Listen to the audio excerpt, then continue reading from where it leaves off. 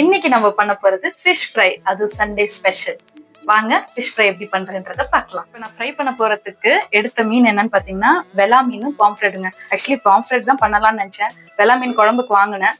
அதுல கொஞ்சம் மீன் எடுத்து வச்சுட்டு நான் ஃப்ரைக்கு பண்ணலாம். மேரினேஷனுக்கு தேவையானது நம்மளோட fish fry masala, ginger garlic பேஸ்ட்டை ஆட் பண்ணிக்கிறோம். உப்பு கொஞ்சம் ஆட் பண்ணிக்கிறோம். ஒரு ஸ்பூனு எண்ணெய் கொஞ்சம் ஆட் பண்ணிக்கிறோம். கொஞ்சம் கருவேப்பிலை ஃப்ளேவருக்காக, மீன்ல நல்லா இருக்குங்க. இப்போ நம்ம ஆட் பண்ண மசாலாஸ் எல்லாத்தையும் நல்லா மிக்ஸ் பண்ணி விடணும். மிக்ஸ் பண்ணிட்டு கொஞ்சம் தண்ணி ஆட் பண்ணிக்கலாம். இப்போ அந்த கன்சிஸ்டன்சில நம்ம பிசைஞ்சோம்னு வச்சுக்கோங்க, செம்மையா இருக்கும்.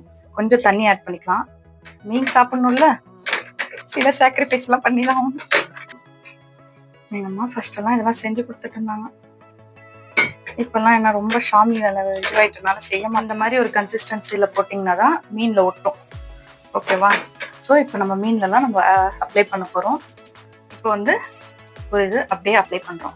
கொஞ்சம் பார்த்து அப்ளை பண்ணுங்க, முள்ளெல்லாம் இருக்கும், கையை குத்திக்காதீங்க. ஸோ பார்த்து பண்ணுங்க, கையை குத்திக்காதீங்க. சென்டர் முள்ளு தான் இருக்கும் பாம்ஃப்ரெட், இருந்தாலும் அந்த சென்டர்ல எல்லாம் நீங்கள் தடவும் போது இது பார்த்து பண்ணுங்க. மேரினேட் பண்ண ஃபிஷ்ஷை இதில் பண்ணிட்டு கொஞ்ச நேரம் வெயிலில் வச்சுட்டு வந்துடுறேன்.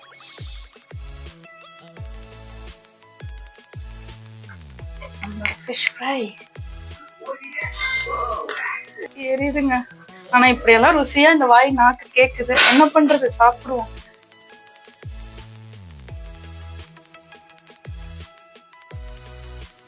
தேங்காய் எண்ணெய் போட்டிருக்கேங்க. ஃபிஷ் ஃப்ரைக்கு தேங்காய் எண்ணெய் தான் நல்லா இருக்கும் ஃப்ளேவரு. கருவேப்பிலை போட்டுக்கலாம். ஃபிஷ் ஃப்ரை மீடியம் ஃப்ளேம் தான் வைக்கணும்.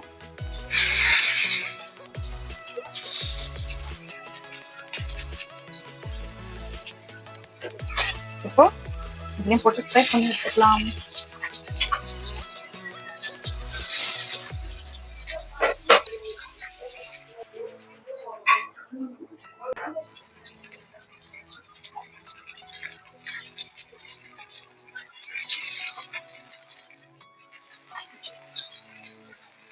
ஸோ திருப்பியாச்சு. பண்ணிடலாம். ஆல்மோஸ்ட் இது ரெடி ஆயிடுச்சுங்க. ஸோ இது ரெடி ஆனோடனே இப்போ லைட்டா திருப்பி விட்டா போதும். ஒரு 2 நிமிஷத்துல நம்மளோட ஃபிஷ் ஃப்ரை ஆயிடுச்சுங்க. நம்மளோட மீன் ஃப்ரை முடிஞ்சிருச்சுங்க. நான் போய் சாப்பிட போற செம பசியில இருக்கேன். ரெசிபி உங்களுக்கு பிடிச்சிருந்தா கமெண்ட் பண்ணுங்க.